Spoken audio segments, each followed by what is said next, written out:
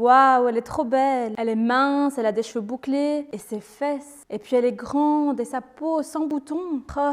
Et puis, il y a moi.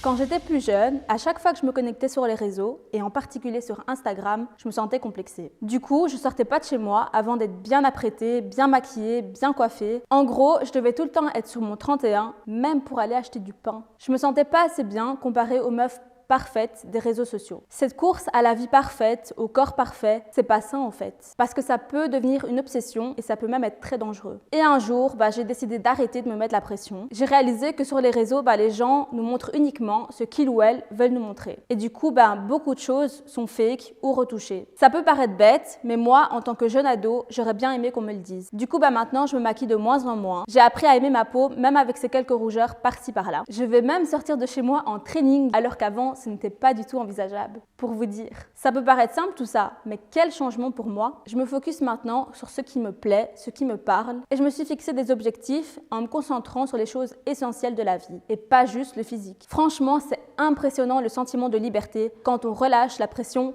d'Instagram. Moule frites!